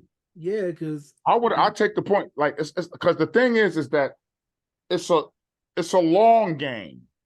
mm-hmm. You get what I'm saying? Like Mm-hmm. I met Teddy Riley once. I was hanging out with him, and this is back in like 2013 or whatever like that. And I just was sitting next to him. We was chilling. Um, I forgot what event I was working, but I was talking to him and everything. And I remember this is 2013, right? Mm-hmm. He said, "Yo, man, do you save your money?" I said, "I'm trying to do better." he said, yeah, man, but get you like a little small investment and all this other stuff like that. And I was like, okay, cool. And then I was like, yeah, because he said, I'm still spending dangerous money. And I was like, oh my God. So So, this is like 2013. and you still spending money from 91. And he still, yes, yes, So 12-year-old money, long yes, money. long money, long money. Because you know, he produced the whole Dangerous album. And he spent, and it's 2013, like 20 something years later, and he still said he said he hasn't even touched a check from some of the other shit he did after that. He said he's still spending that money. So imagine what money Quincy Jones was spending from Off the Wall, Thriller, and Bad. You get what I mean? Yeah, and the thing with the internet and with the information being out there, everybody's more astute to the game because Michael and Prince was trying to tell you, hey, get your publishing, get your points, get your masters, get your masters, all own that your shit. stuff. They was telling motherfuckers back then in the day, but nobody was listening because they were just taking the money up front. And Mike and Prince both saw how they was getting fucked. You know what I'm saying? And they was trying to school these motherfuckers, and everybody thought them niggas was crazy. Yeah, cause I think Nas had told a story that he said that he wanted to do a song with Prince, and Prince asked him if he owned his publishing, and he said no. He said that's the reason why he didn't do a song with him. Yeah, like I said, it's called show business for a reason. It's 10% show, 90% business. That's the reason why he fucking changed his name. And then once he got all the shit back, he put his name back. He changed his name back. Remember that? Yeah, when he had the symbol and was called the artist. Come on, how are you gonna have my birth name be a property of Warner Brothers? My birth name, saying that I can't tour off my name, I can't make money off my name, I can't do what I please with my own name because it is property of Warner Brothers Inc. So Prince stood 10 toes down and was like, I'm not gonna step and fetch. I'm not gonna kowtow. I'm gonna stand 10 toes in it, and I'm gonna dare you to blink first, or I'm gonna wait it out. And wait it out, he did. Nah, it's the same thing because when I got out of college, I did work for the WWE for about 2 years.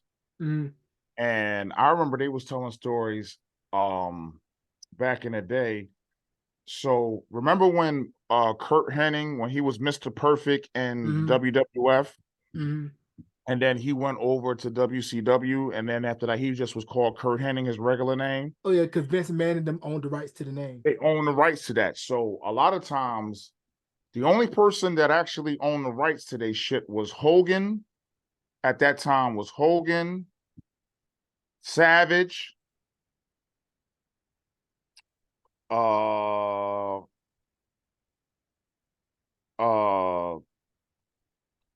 and WWF, but I think they were the only two that got to take their names over, and Rude. Ravishing Rick Rude. Yeah, he got when they went to names and everything like that, and their gimmicks and all that stuff. Yeah. But Vince used to own a lot of people's shit. That's why when Hall and Nash went over there, they wasn't Razor Ramon or Diesel no more. Because Vince owned that shit. And how we mentioned, knowing the business, knowing the game, and how when you come into the industry, they sell you on being a star, the lights, the glitz, the glamour. And when you ask too many questions, you become a problem. See what happened when Ice Cube was asking questions in NWA about the paper, the contracts, and we all know where that went. But like I said, now it's top billing to know the business. And now this is a story that's not related to hip hop, but related to the fact of knowing the business. Jason Weaver, as we all know, he was the singing voice of Simba and the Lion King. He told a story about I read about that. About how Disney, same situation, wanted the upfront money, but Mama was like, "Nah, if it hit, we're gonna eat off the back end. We're gonna take the short money now, and if it hit, we're gonna play the long game later. And she was smart because Lion King classic and Jason Weaver still eating good off of a movie that's 30 Awful. years Yeah, old. that came out when we was kids. And same thing with Janelle White, because he took money on the back end, because I didn't even know until he did this interview. Remember the Sonic the Hedgehog Yeah, yeah, cartoon? He was the yeah, voice for that while he was still doing Steve Urkel. yeah. So he was doing And he Family still get a Matters check from that and shit. Sonic. So it's Yeah, and he like I still get a said, check from that shit. yeah. So like I said, it's a smart move when you know the business and you know when to play the back end instead of the front end. Because when you think about those who have the business acumen, with Michael Bivins coming into the business and how what he did with Biv 10, it set this groundwork for a lot of stuff to come after with all the labels wanting to get in business with hip hop and R&B. Biv, started that. Yeah, because he had ABC, MC what's my girl's Brands, name that used to sing the song Stilo? 702. 702. They had them. Michael Jackson had the same thing, because he brought out Brownstone. MJJ, and then of course his nephews 3T. Mm-hmm. And I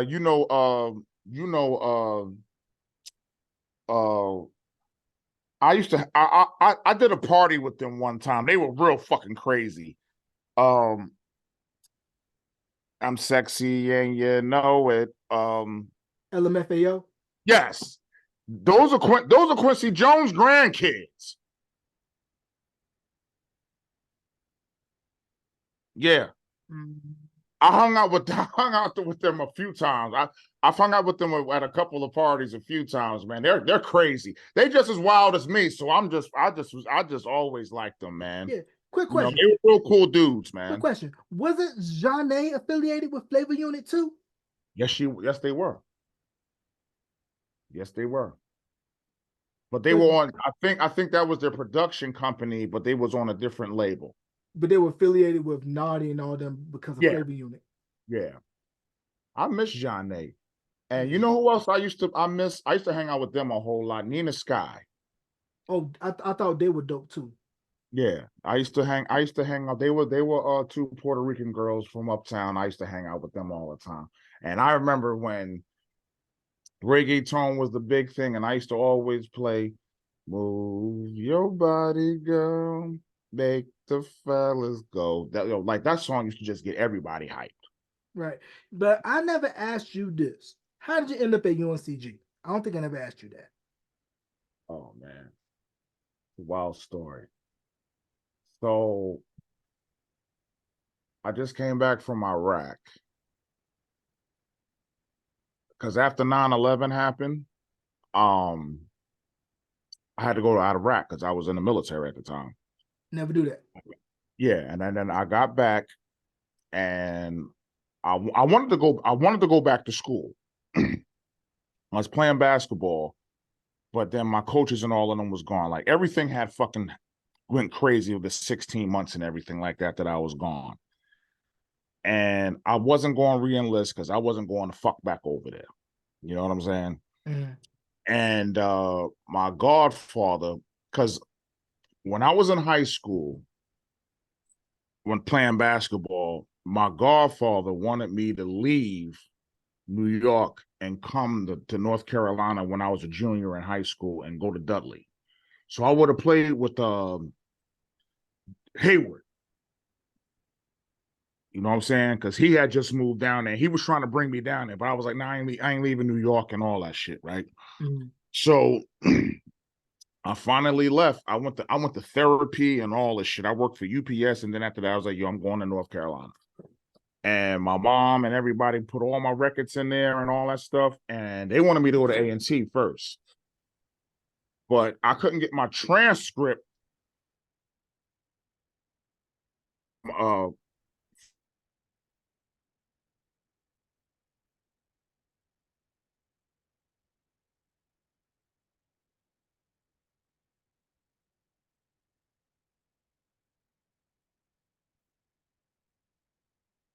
I just did an interview, And then I had to start over as a freshman. Mm-hmm. I was already like when I first left LIU in Brooklyn, I was already like almost 50 credits in. I was almost about to be a junior. You know what I'm saying? Mm-hmm. And then I got into UNCG and I saw that they had their own radio station. And I met Ev first. This is how I met Ev. I used to listen to his show, right? Mm-hmm. And I said, "Yo, this show is dope, man." I said, "This the school I go to. My school got because when I was at LIU in Brooklyn, I did my own radio show there because they had the same college radio type of thing, and I got to do whatever the fuck I wanted." Mm-hmm. So I asked Ev. I called them one day. I called the station one day, and I said, "Yo, man, can I speak to Ev, the guy that was just DJing?" This nigga hung up on me. Right? No bullshit. Ev hung up on me, and then I asked around the campus, where's the radio station? Because we was all the same major. Right. You know what I'm saying? We all had the same what was what that they used to give us our classes and all that shit. Advisors. Advisor. We had the same advisor and all that shit. And I asked him, I said, where the radio station? Oh, he says downstairs. This is in an old building, like around the first time when you got there. Mm-hmm. This is before we had moved over to the fancy building. Yeah, before Brown, it was in the basement of Tate. Yeah. So we was in the basement. So I went over there one day. After when Ev was about to start, and I was like, "Yo, man, can I talk to you?" I said, "I was the one that called you last week." I said, "Yo, man, how can I get down?" And then his mixer fucking broke in the middle of the show.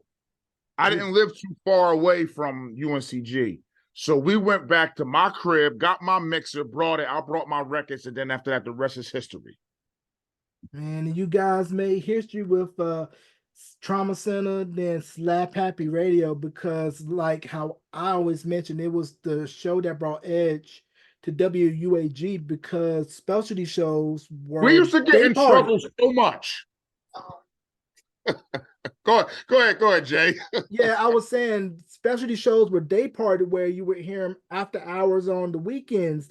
And I remember you guys probably had a couple of gray strands on Jack Bonnie's hair. Yes, we did. Yes, we did, man. Shout out to Jack. Shout out to Jack Bonnie. Yo, the thing was, he used to laugh at the stuff, but they used to get on him, and they was like, "Yo, they can't do this shit." We were like the Howard Sterns of college radio. Mm-hmm. But the thing was, we never played bad music. It was us when we started talking. That was the problem. Mm-hmm. Yeah, you guys were coarse for people's taste, but it was the taste that the streets wanted and the streets needed, and Jack had no choice but to say, "Hey, I gotta let them be them. I can't constrain them."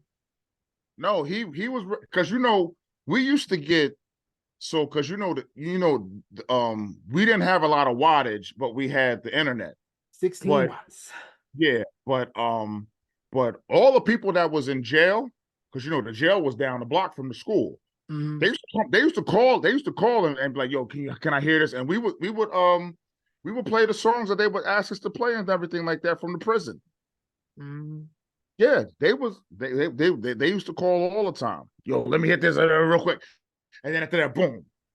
And we used to shout the jail dudes out all the time. We was crazy, man. I remember that one time he suspended us for 2 weeks because we was talking about and you actually came to this party, and I was shocked that you was there. We was promoting our party, spandex, no draws, tank tops, no bras. And no, you actually came to this part. I was shocked to see you there because you said, "Yo, what's up, Section 8?" You came. I was like, "Yo, what up?" I would have got you in for free if you said you was coming. But this feminist group that we had on campus said that we was promoting nudity, but all them bitches was at the party.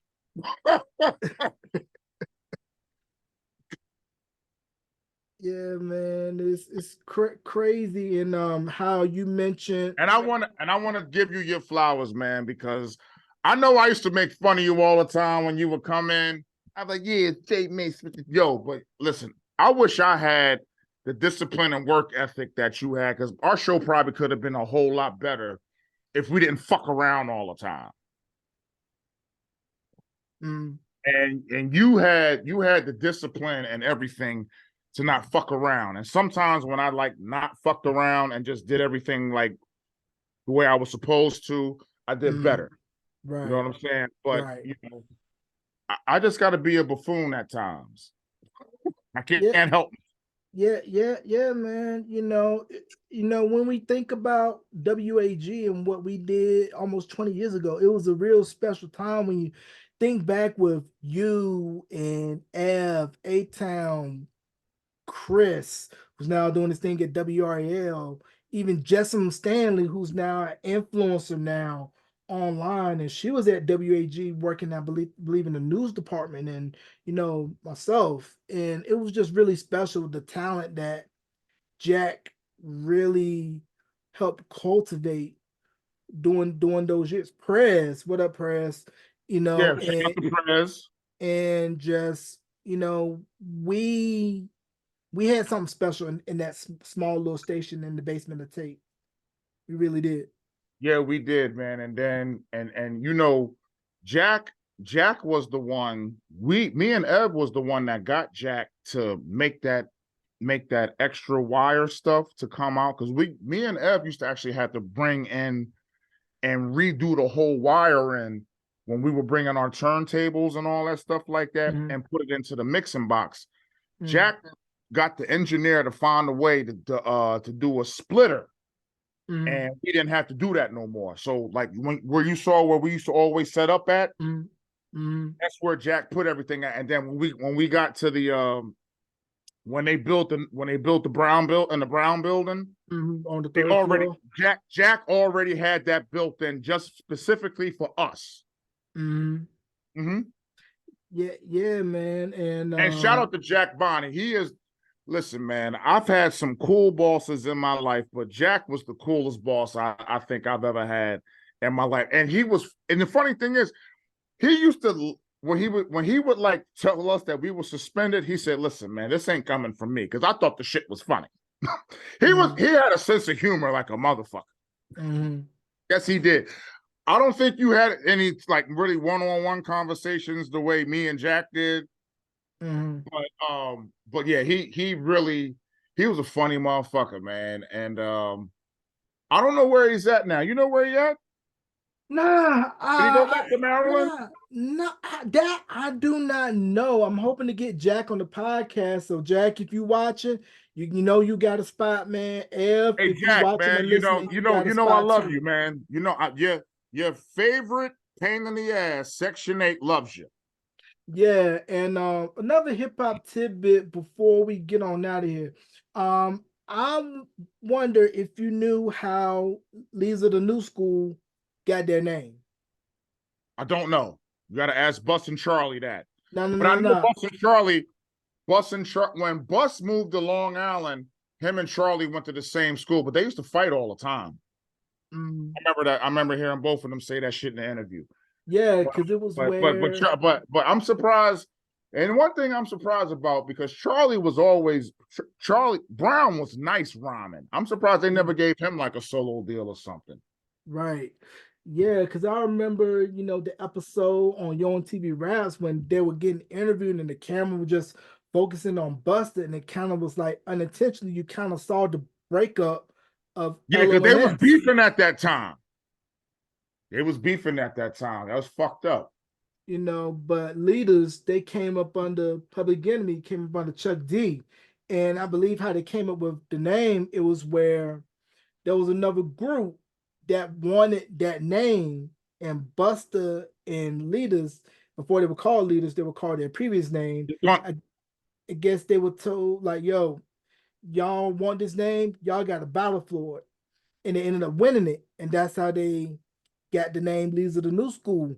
But the group they were battling for the name was YBT, Young Black Teenagers. with DJ Scribble and Cameron, who played Jamal in House Party 2, and they had the joint Pass the Bottle. Yeah. And I remember meeting Jamal from House Party 2. He told me I interviewed him. I actually should have gave him your fucking number because I did interview him when we was in school.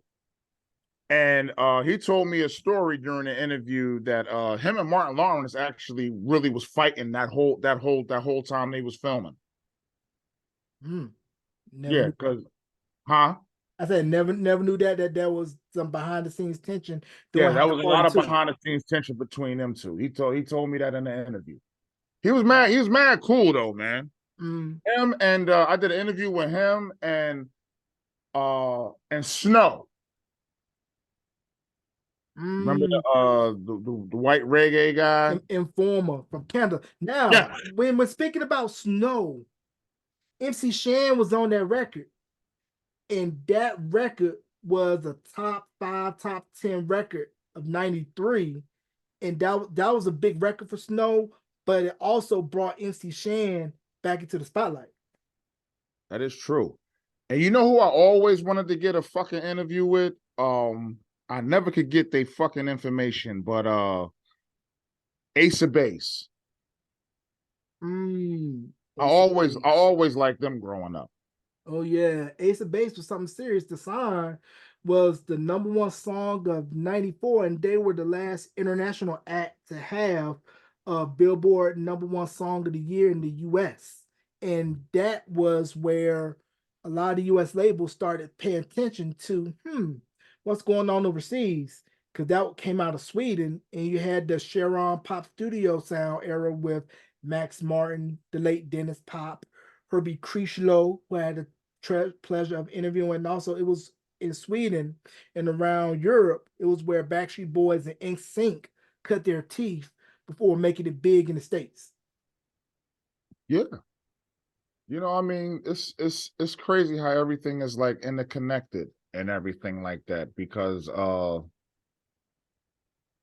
Lior when he took over Def Jam, it was around the time when Death Row was killing everything. And he put money into Redman's project Muddy Waters. And he put that out, and that's when Def Jam started taking back over because of Muddy Waters. Redman is the key to a lot of shit. You know what and I'm not just saying that because he's my uncle. Redman is the key to a lot of shit. Now, what was that like when seeing Red and Meth link up to do Blackout and How High, and just see how everybody took a liking to the two of them once they got together? It was always fun. I remember asking Doc one time when I was young. I was like, yo, you like the Wu-Tang Clan? And he's like, yeah. I was like, yo, I think you and that kid Method Man was like, y'all look, I think y'all two would get along. And the funny part about it is that when I met Ray years later, after they had linked up and I met Ray and like they was all doing a show and I got to meet everybody, Ray said the same thing to Meth about Ray. And it's just great. Like the chemistry's just there. Like it's like me and Ev. I mean, I haven't spoken to him. I don't know where the hell he at. But it's like me and Ev, when we first met each other, it was just it. And then you was in college with us. You ain't never see me without him. You ain't never see him without me. Yeah, y'all were inseparable. Y'all were everywhere. Y'all were everywhere. We was everywhere. Yeah, we was everywhere. Yeah, y'all were everywhere together, and getting in trouble. Yeah, man. But it was good trouble. And like I mentioned, y'all brought something special to the table at UAG. Y'all brought the secret sauce to that station, and you know, and I would be remiss if I didn't tell you on this platform that very thankful for what you all did and how you guys, whether you know it or not, helped me come out of my shell a bit because I was very reserved in college, and you guys had that edge that I really wanted to have, but couldn't really bring it out because I was being Mr. Nice Guy, which is just me. But I appreciate what you did for me, what Ev did for me, what A Town did for me, and I'm glad that you all played a part in you know beyond the album cover and the time machine. And from the depths of my heart, bro, I thank you and I love you, bro. Man, I thank you and I love you too. And I got to give you your flowers too, man, because you always was. I remember the first time you walked in, we doing a show, and they was like, yeah, I'm Jay Mace. I'm dude got the show after y'all. I just want to listen to you guys. I was listening on the radio. I want to see how y'all doing. And I was like, come on, man, sit down. You good? And then I remember I used to listen to your show on the way back when we would get done, because we would be breaking everything down, and then you would like be doing your show while we breaking everything down. I was like, yo, this shit is dope. And then one night I was listening, and you had fucking Donnie Simpson doing an interview with him. I was like, that's from Video Soul? Yeah, and then because we had the same class together. Mm-hmm. And I was like, yo, that's fucking dope. And then you was like, yo, man, I wanna because around every time around finals and midterms, a lot of open slots came up. Mm-hmm. And me and you used to do a lot of them. And I remember you used to always ask me, yo, can you come through and do an old school mix for me? And I used to be like, yeah, let's go, let's rock. And you got my number and all that shit. And I always was always appreciative of you. Now, the only thing that I'm mad about that you did not come to more of my parties and get in trouble. I was trying to corrupt your ass. I know because you were all looking shot. Oh, Jimmy's in the party. Jimmy's in the party. So that's almost the equivalent of seeing Mr. Goody Two Shoes do one button instead of being buttoned all the way up. But just thinking about WAG and UNCG and everybody that came through there was a really special time period, and just very thankful for that. And do you have any projects going on, like anything coming out, or what's going on?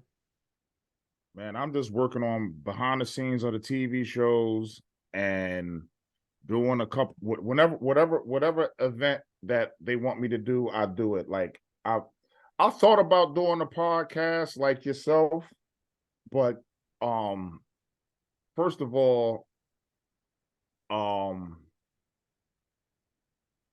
I work too much, and second of all, like the people who I would want to interview, uh they're private people like myself. You get what I'm saying? Yeah, like to keep their stuff low key. Yeah, so like it ain't like that. And the thing is, I ain't about the fucking drama. Like I Right. don't want like Shannon Sharp's podcast with Cat Williams. I know that got like a lot of hits and he made a lot of fucking money off that shit, but I don't want that type of fucking shit around me. Right. You know what I'm saying? I'm not gonna sell my soul for no fucking dollar.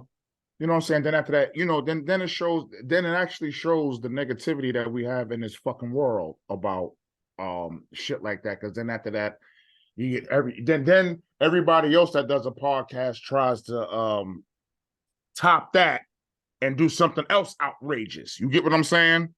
Yeah, yeah. It almost kind of feels like yellow journalism where you're kind of using gimmicks to really put yourself over the top, and where you can't get put over based on integrity, based on the proof in the pudding, based on the love and respect of culture and of people, is almost feels that you gotta pretty much put on that suit and blacken up in some ways.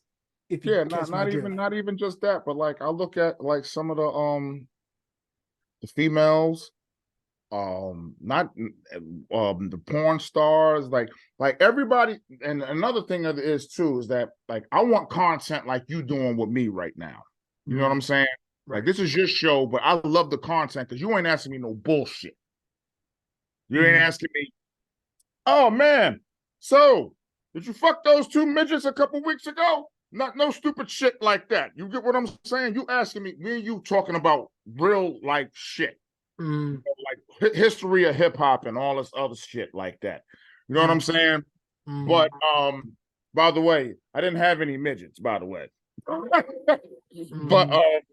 But like I don't want no show like that. Like I want to interview people like you, like Jamal Mashburn, uh old school hoopers, old school wrestlers. Like if I did have I did have a list of, if I was going to do a podcast, how many people the people I would interview. I would do like Jim Cornette, Bret Hart, if Bobby Eaton was still alive, I would have wanted to interview him. You know, I'll get you on the show. I'll get Brandon D on the show. But like, yeah, it won't get no likes and anything like that, but it'll be a good interview. You get what I'm saying? Because I hate stupid journalism. Look at all the fucking stupid shit we got on sports TV every day. Right. You know what I'm saying? Like Kendrick Perkins. You're not a fan either? I like Perk, you know, being a country boy. I like the accent. I like everything. You know, I want to get your take real quick before we hop out on what Cam and Mace is doing with It Is What It Is. Oh, that's fucking classic, man. Like, it's because you know they grew up together. Yeah, and I knew they was nice with The Rock too. They was mad nice with The Rock. Both of them. And I'm just happy that they fucking got back together and got along. Cause like it's like I said, like, you know, me and Ev had a falling out, but I miss my brother. Right. So, you know, like I want to get back with my brother. You know what I'm saying? Yeah, because weren't they playing ball in New York around the same time with Stephon Marbury, Felipe Lopez, and Sham God? All of them was in the same class. All of them was in the same class. And they all was nice. Yeah, and to think about, you know, with Sham God, Malik Sealy. Rest in peace. Malik Sealy was, yeah. Richie Parker. Because I was like I was about 3 classes behind them playing ball. But I played football too. And I swam. And that was the thing that really fucked everybody head up, because they used to call me Aqua Nigga in the hood. Only black nigga in the hood that could swim. It's called me Aqua Nigga in the hood. So you were getting your Tim Duncan on before Tim Duncan. Yes, I was. Because Tim Duncan was a swimmer. He was a swimmer before he played basketball. To convert the ball because he didn't want to swim in the ocean because of the sharks. And then, of course, he ended up being at Wake Forest, and the rest is history after that. With Tim Duncan. But he stopped swimming because I remember reading a story about it, because they didn't have swimming pools out there, so he had to fucking he had to swim in the ocean. And he was scared of sharks, so he stopped swimming, and then after that started playing basketball. Yeah. You know, and the rest is history after that, man. Same thing with me. I got tired of fucking getting beat up by black women. Now I deal with white women. Man, crazy. And before we go, bro, any shout outs you want to give? But before we wrap, man. Shout out to you. You know what I'm saying, my brother. Shout out to your family and everything. Shout out to my mom. Shout out to my friend Tara. Shout out to my friend Allie. Shout out to Cassandra. Shout out to Ev. Shout out to my cousin TJ. Happy birthday. Shout out to Redman. His birthday was yesterday. Shout out to Meth. Everybody every Spliff, Def Jam, Interscope, everybody who I ever worked with and like had a relationship with, you know, thank you for all of y'all and still like keeping me alive, because some of y'all be praying for my ass. And I just want to thank all of y'all, but shout out to you for the most part, man. I love you, Jay. And I always had love for you, man. I know I should ask you to hang out with me all the time, and you'd be like, nah, it's that Nate, I can't go. And I'm still making fun of you now, and you're still laughing. I'm sorry, man. You know, it's just like, but you always was cool sport, man. Man, I never took it personal. I never took it personal, man. I never meant it as a personal thing. I know. I know, man. It's all love, it's all ribbon, it's all razz. I never took it personal, bro. No, a But lot of people thought that I used to fuck with them like I fuck with you, and they thought they would be like I'm bullying them. I'm like, no, I ain't no fucking bully. I'm just a clown. no, he's just busting the jingle bells. That's Yeah, all. busting the jingle bells. And you can catch this interview wherever you stream podcasting on YouTube at youtube.com/Beyond the Album Cover. Ladies and gentlemen, let's give a big thank you, a big round of applause for my bro, DJ Section 8. Section 8, thank you for coming on, bro. I love you. Thank you. Thank you too, my brother, and enjoy yourself in Vegas. And listen, I'm gonna call you because you live in Albuquerque, right? I live in Farmington, which is about 3 hours south of Albuquerque, but Phoenix is about a 6-hour drive. All right, so when I get back to Phoenix, man, I'm gonna definitely call you so we can link up, all right? I bet.